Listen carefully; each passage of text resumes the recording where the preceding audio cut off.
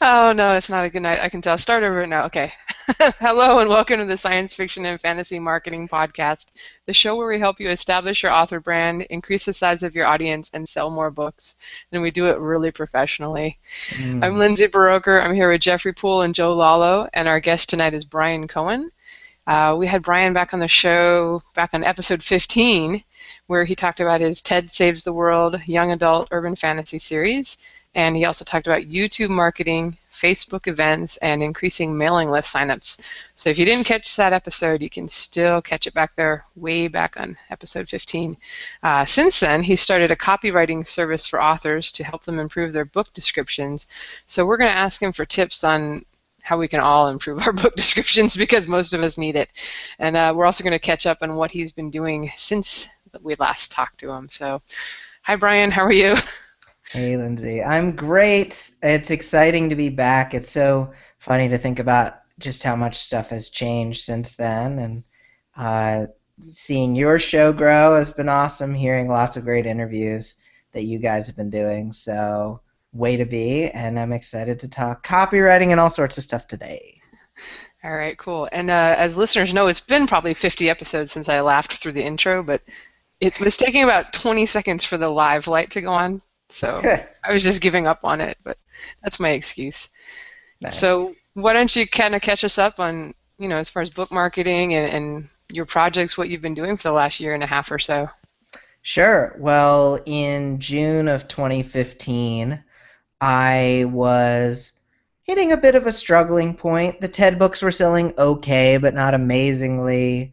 And I was trying to look for something else that I could do to help support my business, my author business. And something I'd been doing on the side for a while was copywriting for all sorts of different things, like little article sites. I did some ghost copywriting for Inc. and Entrepreneur and all these places. Of course, you won't find my name anywhere because it was ghost copywriting. It was really creepy. But I was doing that for a while, and I was getting really pretty good at these articles, these short, punchy articles. And I am really fortunate to be in a mastermind group with Simon Whistler, Robert Scanlon, Alita Winterheimer, and now Chris Fox, who joined pretty recently. And Simon, who's the taskmaster of the group, basically said, "Look, Bryan," he said it more British, but he said, or he probably said, "Look, man," that's what he says. But he said, "Look, man, you've been doing this copywriting stuff, but that has nothing to do with your author brand, with Sell More Book Show, anything. Why don't you do copywriting for authors?" And he didn't expect me within like 48 hours to set up a sales page and a Google form for people to join in, but I really liked the idea, so I started doing that. I announced it on the podcast. I sent out a couple of emails about it. And in the first month, I had 100 orders for book descriptions. And that was good for the money, crazy for the life. But I obviously noticed that this was something that people really wanted. This was something people felt like they needed a lot of help with. So I kind of went from the description service, which I'm still doing. My company is called Best Page Forward. But I said, all right, well, I can't write everybody's description, so I could, but it would take a really long time. Why don't I try to set up some coaching, some classes for this? And so late last year, started a class called Selling for Authors, in which I taught authors all about copywriting, descriptions, sending review requests, Facebook ads, landing pages, and the emails you send to your readers. And it's been a really great response. Lots of people have checked out free things I've put out, paid things I've put out, and just through all the responses I've gotten, I've been able to refine things. But I feel like now I even know more after doing a year of this, really getting into the nitty-gritty. Copywriting is scary because when you sit down and you're like, this feels weird. This isn't my 2,500 words. It's just the 200 damn words that I don't know what the hell they're supposed to be. but there are some systems to it to make it easier, and hopefully I can share some of those with y'all's peeps today. I'm sure our peeps will appreciate it. Peeps always So, do. you have best page forward is you actually writing the blurbs for other people or Yes. descriptions, and then you Yeah. have selling for authors where you're teaching people who want to help authors copyright and do services and stuff. People who want to write their own book descriptions without me having to do Oh, it. okay, I got it. I was seeing So you doing like a teaching the teachers. teaching the teachers. I haven't gotten to that. Okay, That's I'm too imagining meta you for on Shark me. Tank now. I Like, I know. got this franchise idea, guys. Yeah. Welcome, sharks, to my presentation. All right, are you still doing the YouTube and Facebook events? I haven't done a Facebook event in a while, but I do plan on still doing those in the future to refresh people's memories. I was doing these March to a Bestseller events, getting 10 to 15 authors together to do these just kind of helpful sessions, and everybody discounts a book, and so it's giveaways, it's all sorts of stuff on Facebook event pages. They've played around with that a little. It's a little annoying. You have to click an extra button to see all the posts, which is different from how it used to be, where they would all just display on a page. So I haven't tried one since they've done that. I'll still give it a shot to see, but I may be doing one of those later this year for nonfiction, but I also want to try one with fiction because I haven't been able to do a successful one with fiction. I'll probably do one with fiction with a new series I'm working on in the sci-fi fantasy sphere, which I know you said you wanted to talk about at some point today, which which I'm excited to be working on right now. Yeah, we actually kind of figured we'd ask you all the copywriting stuff in the second half of the show, to make people stick around. So Ah, if you nice. want to tell us, feel free Stay to. tuned. Yeah, like the good stuff's coming later, guys. Don't fast forward. But I was curious about the YouTube channel too, because I remember last time you were trying to do a daily show. Is that Yeah, something that that you didn't work. managed to grow? No, did you kind That of? didn't work. But the reason it didn't work is because I didn't have a good process behind it. I was doing all the editing myself, and it didn't have. So, once again, I do a lot of crap. So, sorry to have to refresh people's memory. I was doing a YouTube channel called The Bryan Cohen Showin', which still is up there. I didn't take the videos down. They're still the best ones are still of Rocket the Cat, but I I did for the first 30 days of 2015. I did do 30 straight days of videos. Had a great camera, looked good. I think that it was a good experience for me, and I got to learn a little bit more about video editing, but it didn't really fit with some of the other things I was doing, so it fell by the wayside. Now, of course, because I'm a crazy person, I do have something along those lines coming in the future where I'm going to be doing an explicit comedy podcast.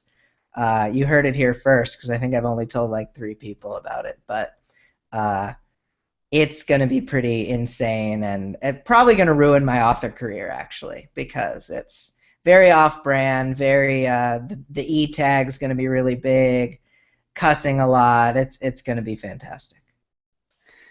Yeah, that should go over well with your young adult audience. I think they're going to love it. I think they're going to They eat it probably will up. like it. The parents might object to it. What young adult audience? Not that many people are buying TED anymore, so I don't Aw. think I need to worry about it. Have you found that anybody's really doing well with YouTube, like as far as fiction authors, to actually get people to click the whatever they create, whether it's a book trailer or daily updates or No, I don't think anyone's doing well with YouTube yet. I think teaching is better on YouTube. I think anyone doing like a longer form fiction style, like kind of along the lines of the podcast Welcome to Night Vale, anyone who's trying something like that on YouTube is going to have more success, I think, than just updates for a fiction author. And obviously, like John Green and all his, what are they called? Some nerd derivative, I don't remember, but they're doing fantastic. John Green's got a couple million people, but other than him, I think it's gonna be that's a hard nut to crack, but I know that there are people sending out stuff about YouTube ads. I know Mark Dawson now in his big course has stuff about YouTube ads for authors. So maybe that's coming. Maybe someone cracking that is coming. But I found that you just have to put so much time into it before you see any benefit that it takes just an inordinately large amount of patience. Probably too much for me, and for most people especially. And authors have a lot of patience, but I mean, YouTube patience is just insane. Yeah, and I think so many of us authors are just these quiet introverts too, that I don't know if a Hmm. lot of us have the kind of giant personality you almost need to become a YouTube star, or even, Hmm. even really gain a following on there. Yeah, I agree. And the few of those who are crazy enough to do it, I think they should give it a shot. They should try it out because you will stand out from the crowd. Right? It's kind of curious, I'm curious too, like, has anybody actually used it to build an audience, or is it more that after you sell a million books, you know, oh yeah, I have no problem. I've got a million people following me on YouTube. Yeah, I think that's the way people are doing it now. Could it change? Are we going to see like the Instagram author who kills it straight off of building through Instagram? Are we going to see the author who kills it straight up building off of Snapchat? Yes. I don't know them if they exist yet. But I think right now it's that path that you've said. People build the audience, then they go on the other platforms and kill from there. And I'm talking about killing a lot. It must be because it's evening and I'm sleepy, but it Get up at 5 a.m. to I write. did. I did. Yeah. All right, well, why don't you tell us? We've had Chris Fox on a couple times, and he's going to come back next month to let us know how it's been going since he launched his book. But so people here not too long ago probably heard him talking about the right to market concept. What are you doing? How are you going to try to implement this? Because I see a lot of people now like, Mhm. yep, jumping on this. Let's see Oh if we can yeah. make it work. Well, it's really funny because like I said, I'm in a mastermind with Chris, and so I gotten to chat with him a lot, and we actually have talked about we are going to be working on we're going to be working on some training as well to help authors kind of speed up their production schedules. So keep an eye out for that in the fall. But uh, I definitely wanted to pick Chris's brain on this because I won't spoil anything, but he's done exceptionally well with his written to market Void Wraith series. And I said, well, Chris, if we're going to be training this stuff together, I better look decent at writing fast and writing to market as well. So I went through his uh, write to market book with fine tooth comb, used his formulas to check, all right, what is a category a subcategory I think I could rank well in and that I would enjoy, because it's not just about the numbers. You won't last long if you're just writing for the numbers. Maybe you'll last a book or two, and then and if you don't see results after that, you'll just give up, and it's yeah. But I wanted to look for a genre I thought I could perform well in, and uh, much in the vein of Kitty Shea, who visited the show not too long ago, I decided I'm going to write in the fairy tale genre. And it's really funny because I was looking at her as kind of my like, all right, this is the kind of author who I want to be like in this genre.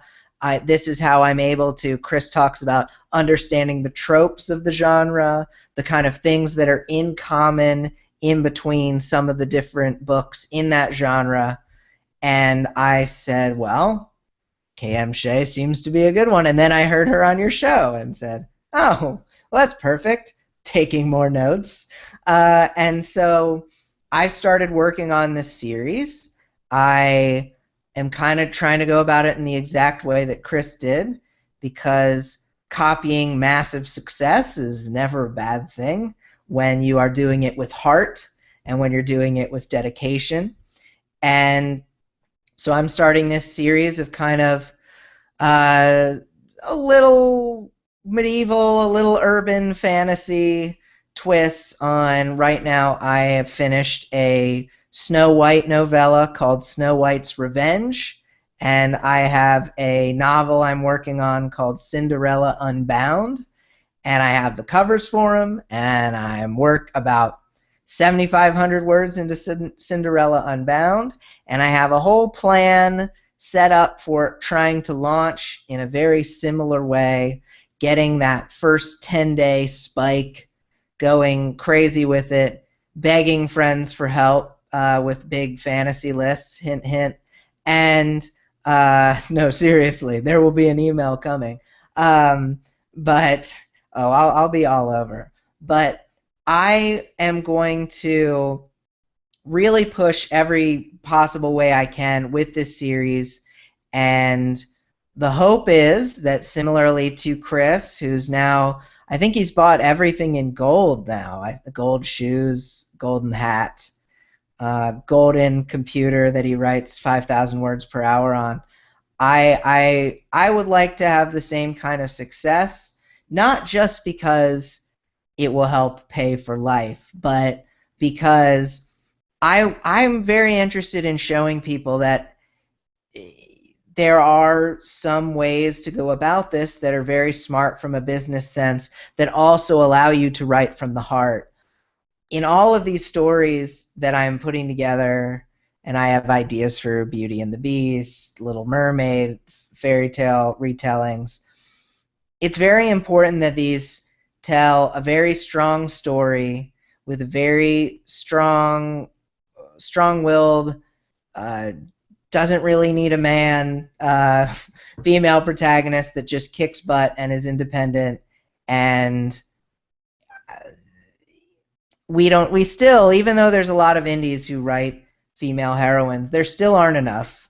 And I think that if we're going to get more of them into movies and TV, we need to keep writing them. And so that's definitely something I stand for, and I want to keep being able to write that. And the best character in my TED books is female anyway. Both of them. Really, I have just crappy male characters and good female characters. So that was my yammering. I hope that explains everything. Yeah, I hope it goes well for you. I've definitely noticed the like I have a hard time writing to market, as I've talked about on here before.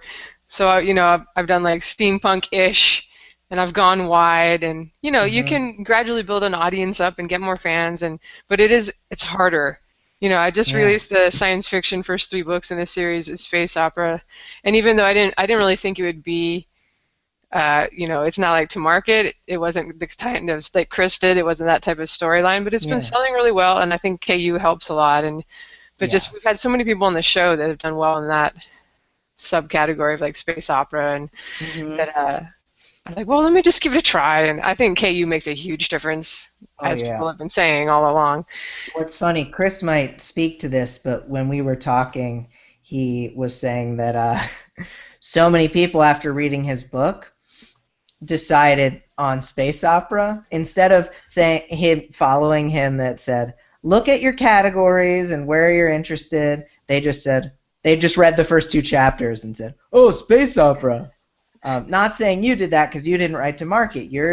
His has like grizzled old male captain. Yours has a female captain. I started in January, and then Mm-hmm. his book came out. I was like, damn it, Chris, everybody's going to get in this genre now. Because we've been interviewing people, we did like Terry Mixon, I think, back in Mm-hmm. Christmas, and we just had a string of people. I'm like, and I've wanted to do space opera ever since I read Bujold. I love her Vorkosigan series, and I'm like, this is the time. People are doing really well with space opera. And then like February, or I think he published it in February, right to market. I was like, Chris is all, oh, I'm going to analyze military sci-fi, which is basically space opera on there. It's like, oh well.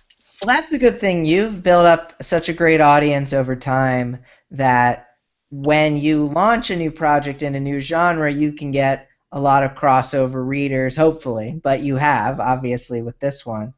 And so if you continue to build and build, you don't necessarily need to write to genre, to market. So I guess it's okay if you don't write to market.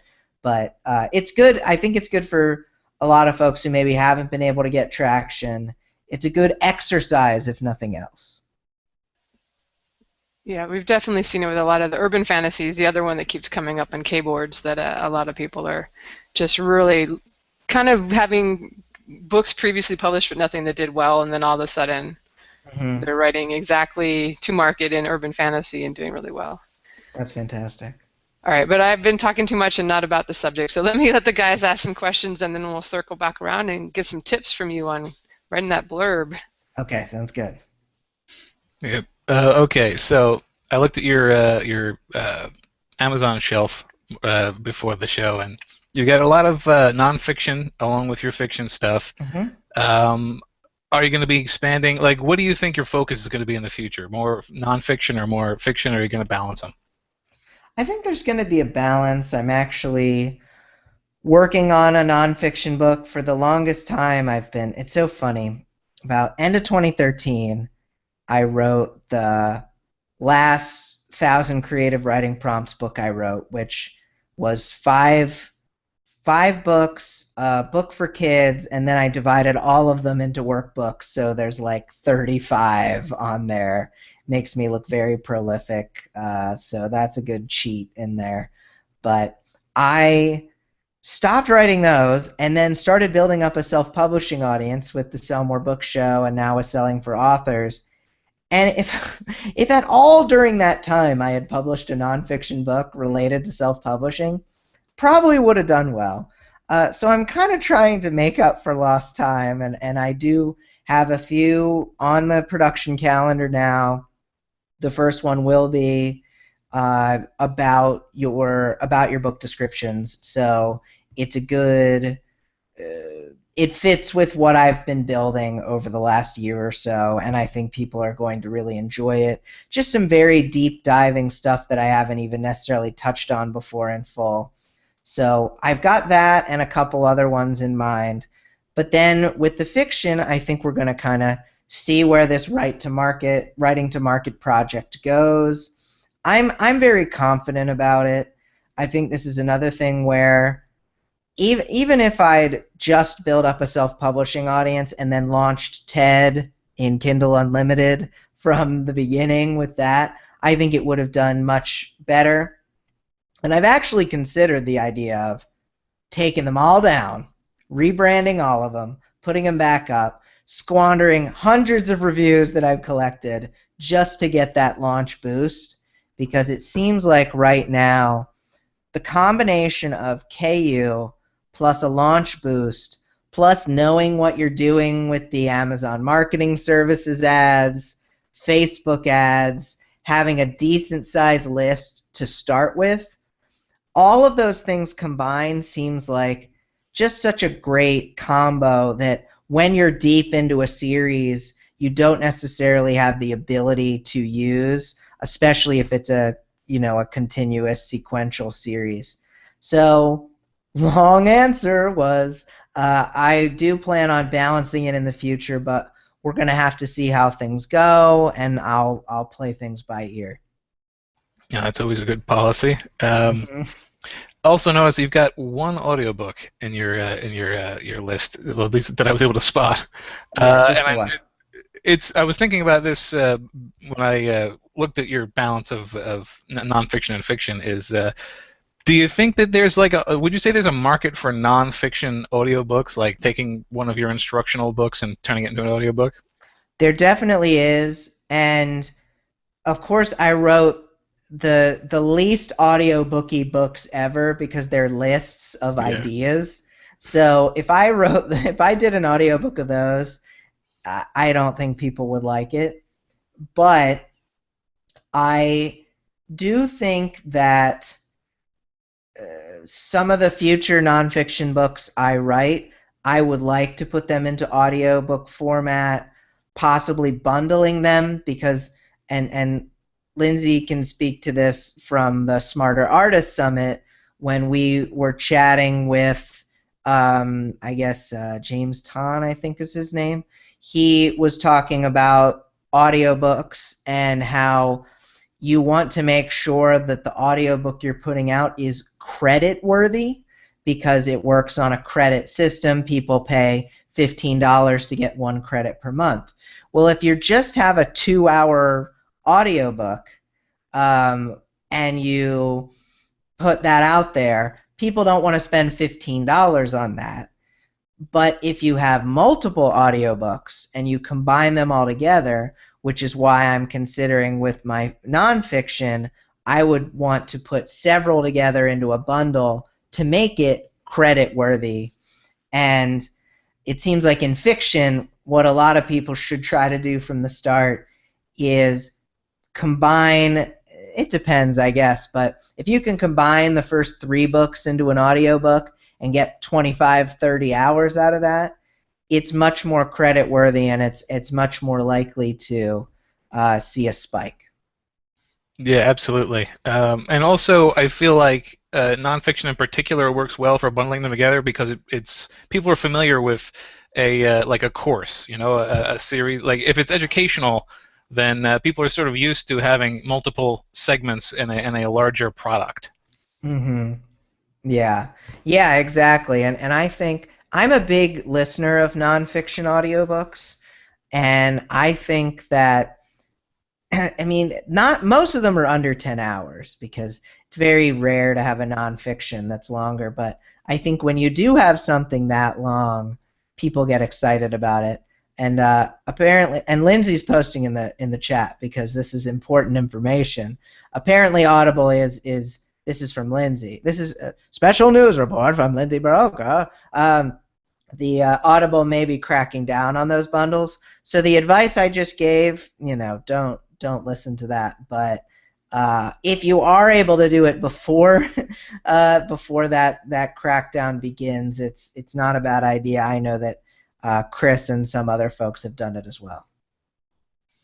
Yeah, and as she says inside, particularly with nonfiction, if you just sort of brand it as a course as opposed to as a bundle of previously existing books, I'm sure you'll be fine because that's sort of what it is.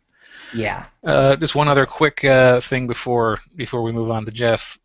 We're going to talk more about the blurb writing later, but regarding your copywriting service, I presume you don't read an entire book and then write a blurb.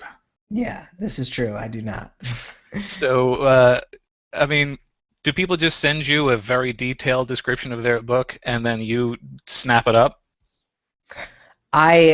What I do is I send a series of questions, which includes what's your existing description, kind of a 4-act summary, and the basically like what your ideal New York Times review would say. From there, I also, when I get that information, I will take a look at the person's customer reviews. And I say I, but now I am working with someone else who's also the editor of my books. She's helping me because there's just been a lot of load. So when I say I, just assume I'm speaking in the royal I. But that was funny to me.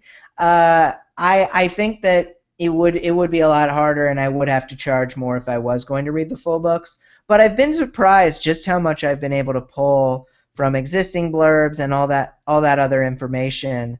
I've been able to get a lot out of it, and I would say 95 to 98% of the time, it's enough to make the blurb work.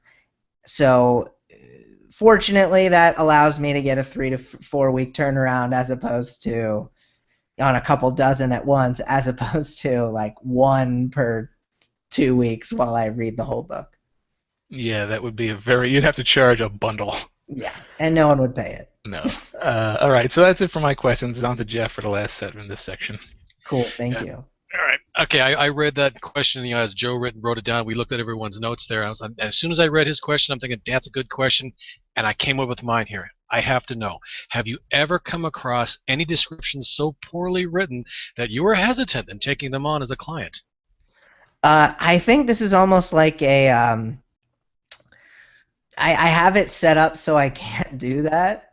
I have it set up so that people just pay me first, and then they send me their information. So it's almost like a challenge when I get a description like that. Okay. New question: have you been challenged then? Oh yes. Oh yes. There are obscure genres, often ones that deal in the metaphysical or occult, uh, not necessarily fiction, but they think it's, I don't know. Uh, those are Sci-fi real tough. romances. What? Sci-fi romances. Sci-fi romances are incredibly easy. Ah, I write the crap out of some sci-fi romance blurbs. They're awesome. Uh, I think I have, because in my course I have some examples. I'm pretty sure I have like 12 to 15 sci-fi romance blurbs just in the course. But uh, metaphysical, like kind of, uh, what is his name? Like the Celestine Prophecy kind of, but bad. Those are usually really tough. And then like really, really spiritual, but not one of the common religions kind of books those are pretty tough. Those are pretty tough, but you yeah, I know, can imagine. Yeah, it's a good thing that you get paid first, and they send you the work. You're going, oh, dude, I need to raise my rates. right? I But say that every day. yeah, I see from your writing prompts titles that you touched upon this a little bit, and they're all listed in KU. Have you had any desire, or have you had any requests to release them wide? Well, it's funny. I actually some of the same books are. I probably should get dinged about this, but I guess I haven't.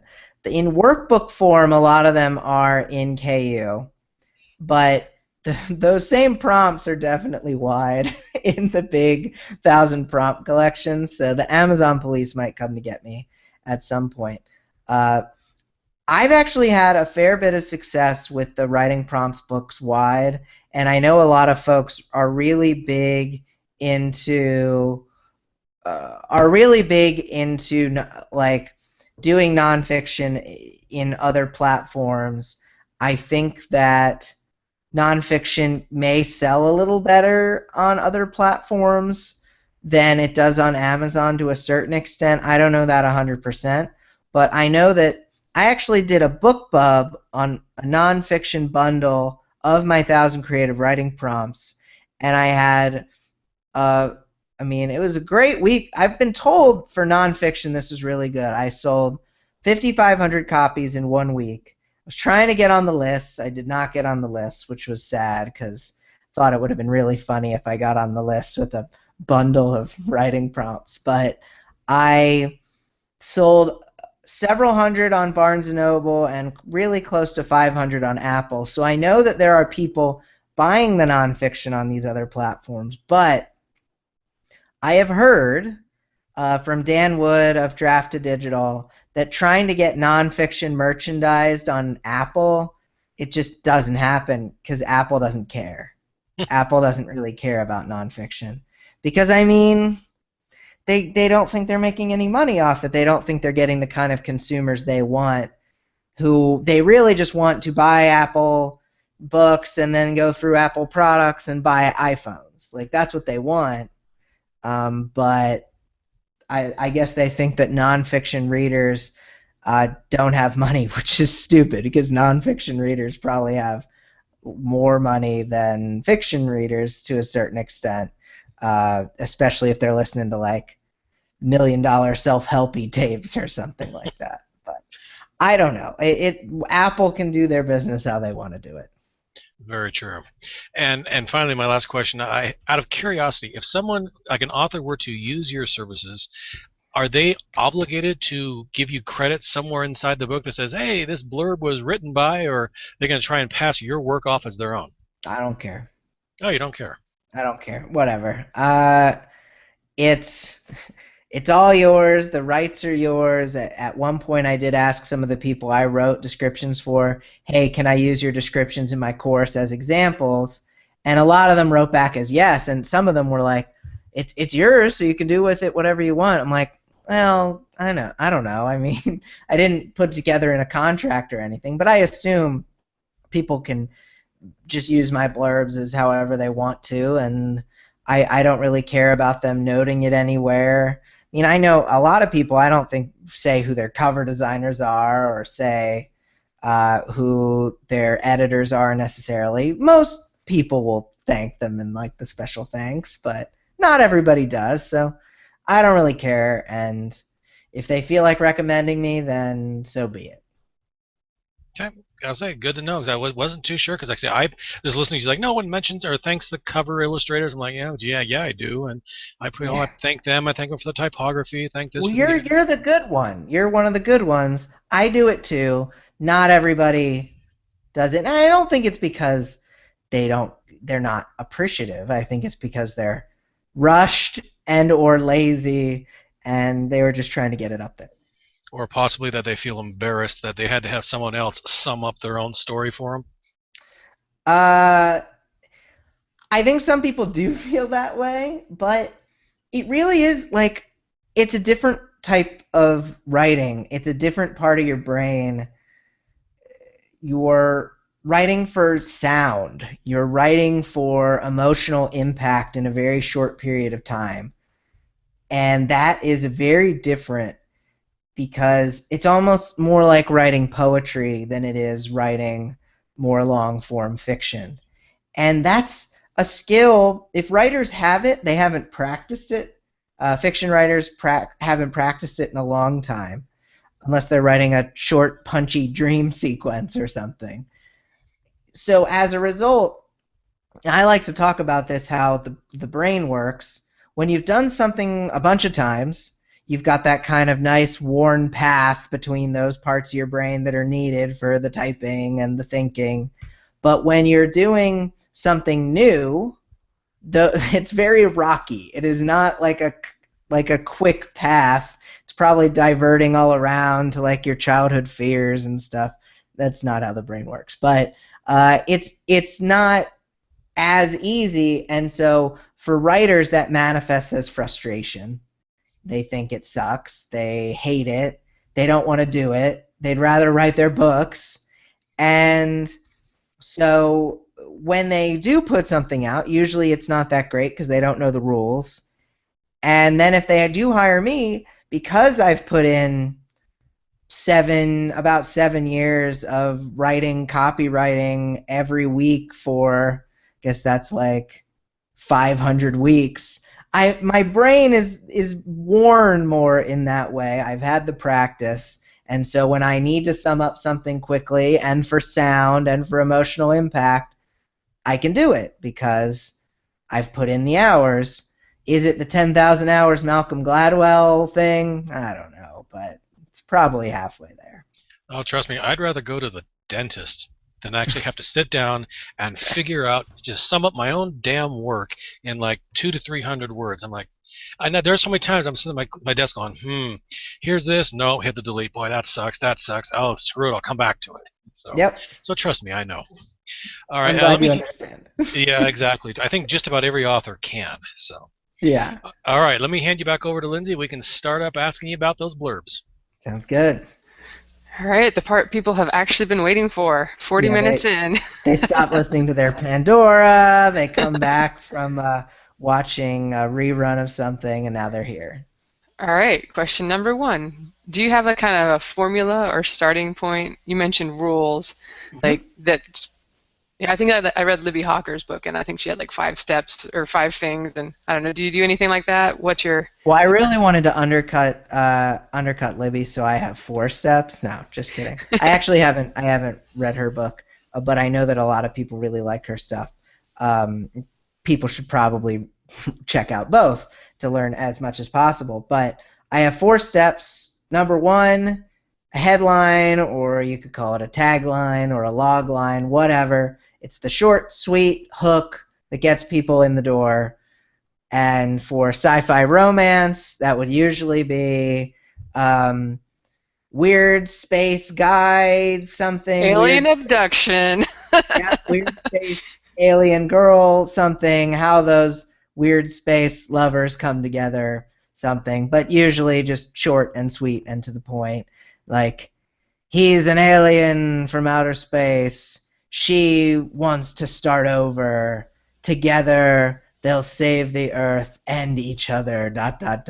whatever. Do you wait till like paragraph 3 to mention the tentacles and things like that, or? Oh, yeah. I mean, Okay. you can... Or you can save that for on the inside. People get excited about the tentacles.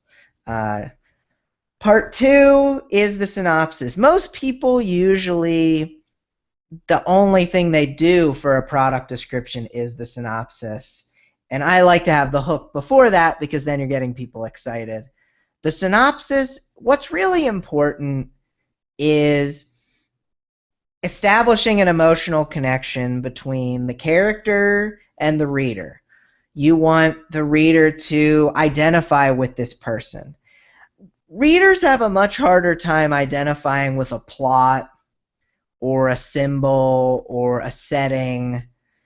If you're going to use your very limited real estate on Amazon or Kobo or wherever to describe this, you want to do something that's going to resonate with your readers. So usually I use the first line to say, character name is something.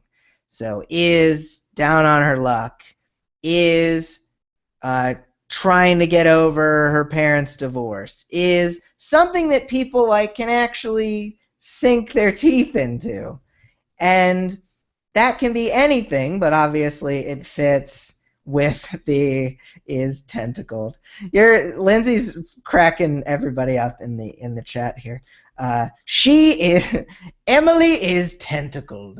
I don't think that's quite the emotional resonance that we're looking for. But if you have something that people can connect with, then that's going to mean a lot more when you do start getting into the plot points, because you care about this person going through these events. If you go events first and then person, it's tougher to make that connection. So connect with the person, show what's happening, not too many side roads here. You don't want to go off and bring up 20 subplots. But then the most important thing at the end is raising those stakes. I have seen so many synopses peter off towards the end, and it doesn't sound like their book is exciting as a result. It's just like, and they'll come together. I can't even write a bad one anymore because I'm always like, to save the world at the end. But really, a lot of people will just end with some kind of plot point that makes sense as just to end, just to get the synopsis over with and run away and do something else. But really, it should be a sort of cliffhanger. It's okay to put a cliffhanger in a book description because you want to get them excited to actually buy the book. And even though people say cliffhangers are bad and get you 1-star reviews, they also tend to sell some books, so whatever. And so I recommend emotional connection, bare bones plot, but only through the eyes of that person, like how it affects that one person you've already described, and then raise the stakes out through the wazoo. Next part is the selling paragraph, which is what your book is and why people will like it. You're trying to break down reader barriers to buying your book. So you say, Lindsay Baroker's pen name sci-fi romance book is a sci-fi romance part of this series, blah, blah, blah. So that's really just the first sentence. Really, it would be, Tentacle Love is the first book in a series of sci-fi romance books, sci-fi romance novels.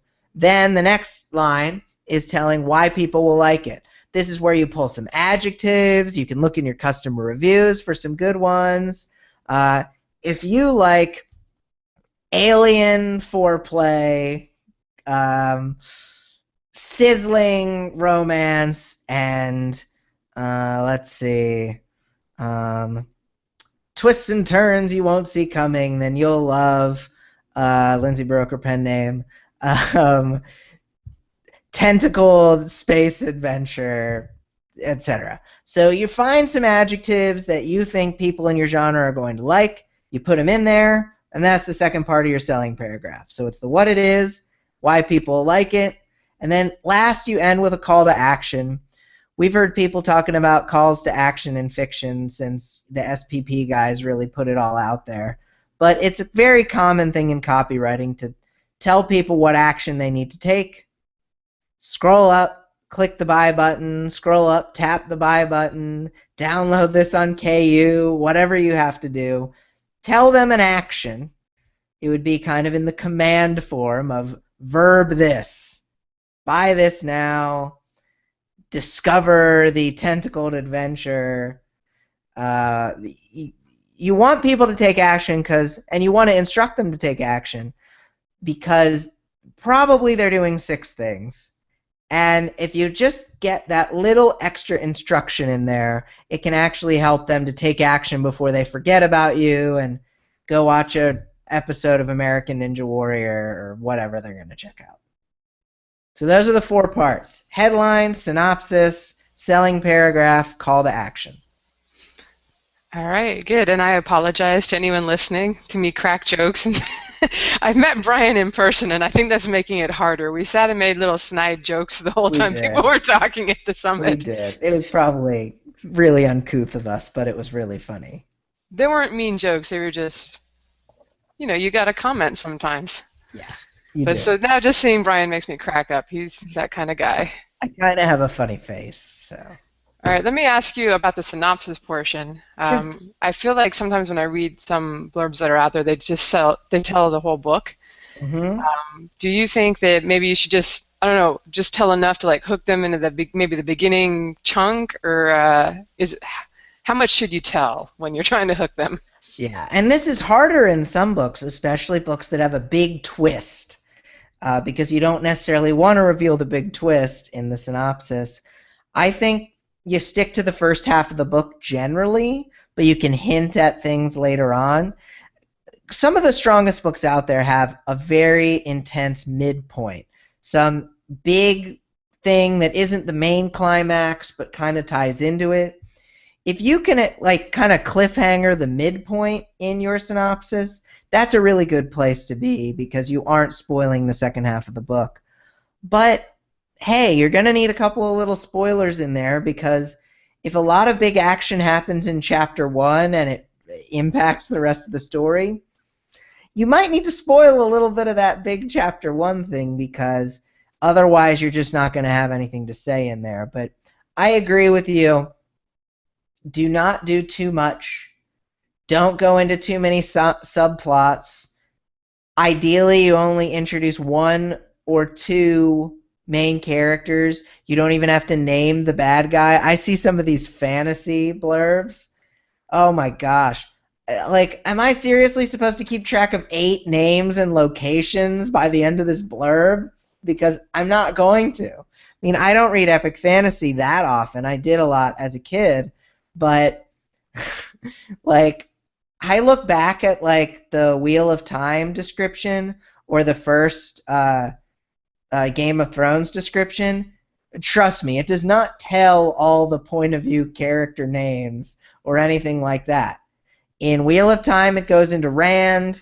It might not even mention Rand by name. And in Game of Thrones, I'm pretty sure it just mentions the Starks. So you do not need so much craziness. Just look for that emotional hook. Who is your character that's most relatable if you have 9 main characters? Stick that in there and hope for the best. I think it's going to do better than having so many different roads to follow. Definitely. I try to keep myself to no more than 2 or 3 named people or places, Yeah. Otherwise, it does get confusing really easily to someone that has no familiarity with the story. Yeah, I agree. But I have to ask, do you have any specific recommendations for fantasy and science fiction where, especially secondary world stuff, where you kind of need to throw in some hints of what your world is about? How much of that should you work in, or how should you work it in?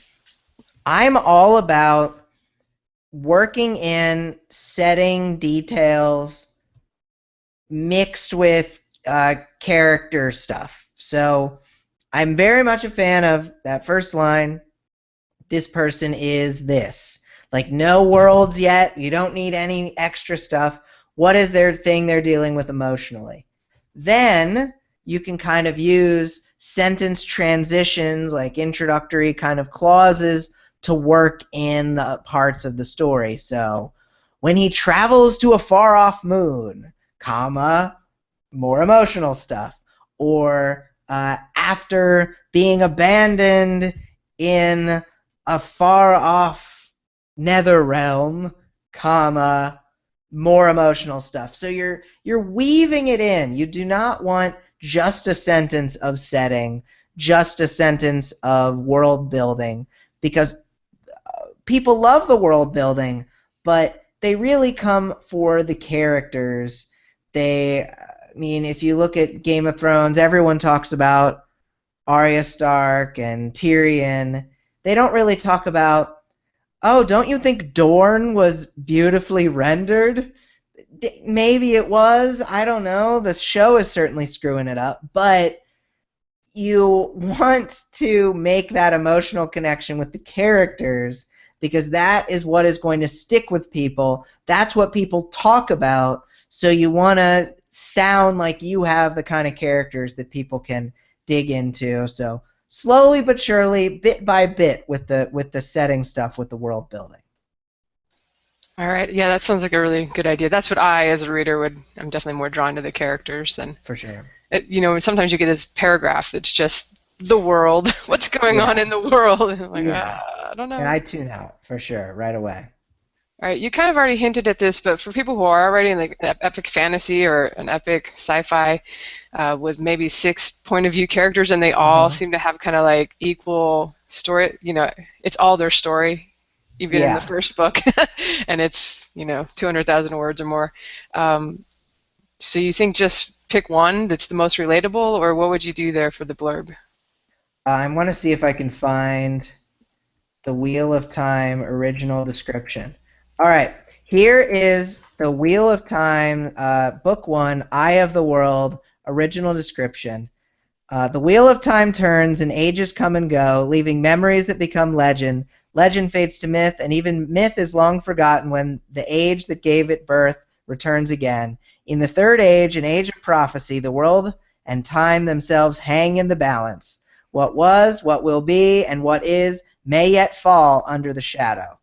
That's it. So where are the characters? now I agree that I think having a character in there, having Rand in there, might add something. But what I think this description does well, it raises the stakes. You have the world and time themselves hang in the balance. And what was, what will be, and what is may yet fall under the shadow. It's vague, but there are high stakes. I mean, time and the world could blow up. That's crazy. Think if you've got so much craziness that you can't even pick one character, go with the Eye of the World description. But I recommend that you have one character to kind of hang your hat on. I mean, Wheel of Time has one main character. I would say, even though there's a billion of them. You might say that Game of Thrones, maybe the Starks are really the main characters. I don't know. It's tough with those. But if you can find someone to kind of lock in on, I think that's going to be helpful for you. All right, sounds good. I'll make sure when I do my big epic fantasy to send it to you to Blurbs so I don't have to. I got you. I got your back. All right, one last question from me before I hand you to the guys again. Since we did talk about sci-fi romance, and apparently you're quite the pro with those tentacles, I guess the romance formula is usually like kind of a paragraph from the heroine, paragraph from the hero, and then how they're having conflict and adventures and stuff that will bring them together. Yeah. Do you stick with that because we do have like paranormal romance listeners and sci-fi, fantasy, and romance. Would you stick with that kind of formula for those kind of stories? I would, because you can weave in all of the specific genre tropes in the kind of the same way I talked about the setting. When the curse against his family was lifted, comma, and then he loves her, she loves him, sort of stuff. You the people are coming for the love and they're staying for the paranormal, or they're coming for the love and they're staying for the sci-fi. People love love. So that should be the focus. Are these people going to get together? Are these people in more of an active romance? Are these people going to get it on? That's what's really important to most readers. And if you found that your readers are different, don't listen to me. Go in a different direction with it. But for the most part, people are looking for the love, the happily ever after, all of that. So that should be the main focus. And then if you want to, spice up the selling paragraph with those kind of paranormal cues or sci-fi cues or active romance cues. And that will help people to know when they're making the decision to buy if this is the kind of genre for them. And that's why I like the selling paragraph so much, because you tell them what the book is, and you tell them adjectives that are related to the book. So if people read it and they're like, okay, I know that there's love in this, but are there freaky demons who like to have sex? And then it's like, if you love freaky demons who like to have sex, all right, great, click. So that is kind of the way that the selling paragraph helps to get around if you're really focused on the romance in the synopsis portion. All right, cool. Well, maybe tomorrow you'll get 15 new sci-fi romance people who want you to blurb them. But better let the guys talk. They look bored over there, or sleeping. I'm not sure. It's pretty late. Yeah. Yeah, it's true. So we'll make mine sort of a lightning round. Got it. The first one you sort of already answered. The recent change to the way product pages are on Amazon make you have to click through to even see the entire blurb. So it seems like your rule about putting a headline on there is useful because it puts at least one interesting thing above the fold.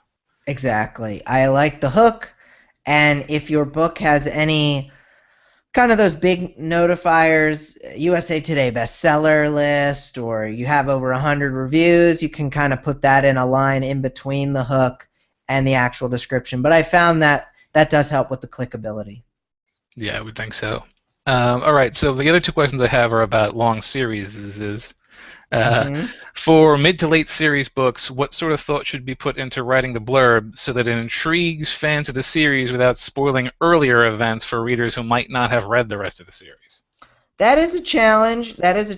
And I do find that I tend to write shorter, vaguer descriptions later on in the series. But as long as they have a strong hook, I think you're in pretty good shape.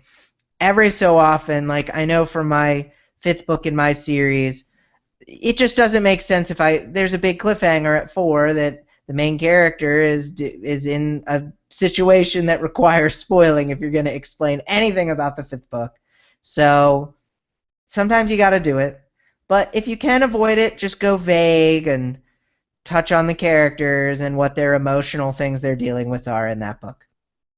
Yeah, it seems like blurbs for mid and late series books have got to be really tricky. Well, have got to be. I've got a bunch of them written already. I know that they're really tricky because really you're not even selling book 5 to people who haven't read books 1 through 4, ideally, unless you've specifically made it a new entry point. But along those same lines, you think it's a good idea to emphasize the series of a book and the position in that series in the blurb, or do you feel like you can skip that? I like doing that in the selling paragraph. This book is the 5th book in the whatever series. Because if people read it out of order, or there's a potential 1-star review sort of thing. So you might as well just list it there, and then because people are always asking, oh, what's the reading order, even though it's listed on the book or whatever. If it's in the description, that helps them. Yeah, I would say so. Although, as I've recounted on this show before, my first line is always the position in the series, and I will still get emails from people who didn't know it was the 3rd book in that series. Yeah. So sometimes people just don't get up to that first sentence. There's only so much you can do. Yeah. Well, those are my questions, so we'll move on to Jeff now. All right. Alrighty. Okay. So I'm just looking at my questions here, and pretty much two of them are almost the same thing, so I don't know what I was talking about here. Okay. So what are the three top mistakes you see when looking at other book blurbs? I mean, is there anything out there that can hurt it? Like, for instance, in Amazon's eyes, like wrong keywords, referencing a famous writer's work, like fans of J.K. Rowling will love this sort of thing. I don't think Amazon cares about that. Especially since ... Amazon does not index Kindle book descriptions. So if you ever want to test this out, search a character name that is listed in your book description. Search it with quotes. It will not come up because Amazon does not index your book descriptions.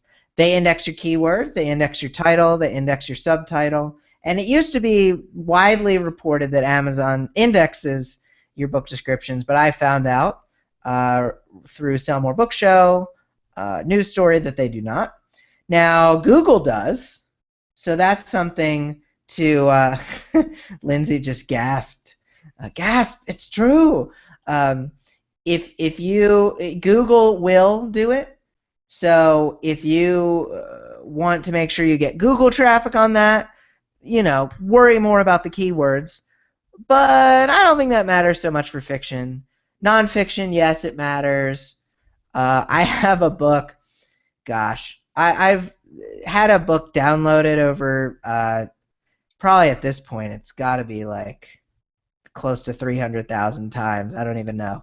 A self-help book that wasn't even ever properly funneled up to anything. So I'm just the biggest douche in the world for not connecting that to anything. But it's a book on working for yourself, and it's just a bunch of tips. And it was such a great combination of title, subtitle, keywords that like Amazon made it sticky and stuck it in the top 500 free forever. And that's great if that happens. But the chances of you actually getting that to work for fiction, I don't know. It's rare. I wouldn't worry about keywords, especially if it's slowing you down. Concentrate more on getting a blurb that's exciting. Very, very true. And I'm sure in my last question, everyone is probably wondering this right about now. If you don't mind answering the question, how much do you charge to write a blurb? Well, I have a package for $97 where I will write a book description. I will include a Facebook ad copy and a landing page copy, all in that one package for $97. And people always ask me, well, what if I don't do the landing page? And no, it's all together. It's bundled. It's not unbundleable. So that's the package for that. What? The technical term, unbundleable. Unbundleable. There's a definition at the bottom of the page. That's at bestpageforward.net/blurbs. Even though blurb is not the right term for a description, whatever. And I also will do rush orders if necessary, and then it's charged a little bit more if it's within a week, and it's charged even more if it's within 3 days. And people have bought the within 3 day thing because they need that darn thing up there as quickly as possible.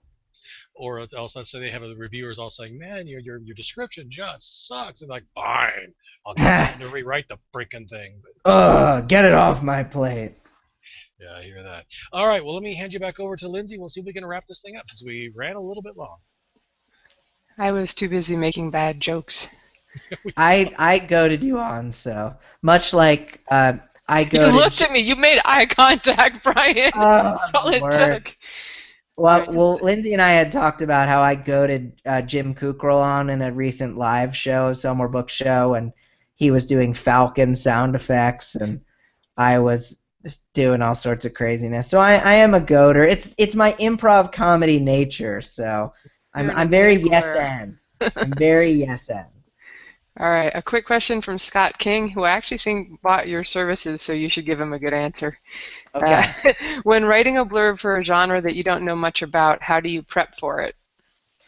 I think it never hurts to look at other blurbs in the genre, especially ones that are in the top of the 100 bestsellers for that list, and you can always Google like Amazon top 100 of that category, because sometimes that's tough to find, which is annoying on Amazon. But I recommend looking at those, because even if some of them aren't good, you can get an idea of the kind of tropes or the emotional touch points that people are making. So I recommend that. I think that if you don't know a lot about a genre, it is a little tough to write in it and market it. So I recommend also trying to get up with some of the people in that genre, talk to them. They might not tell you blurb-related things, but they might tell you some things you didn't really understand or realize beforehand. Right, like how important the tentacles are in the sci-fi romance. I only know about the tentacles. There I you wouldn't have go. had to rebrand all of my sci-fi romances.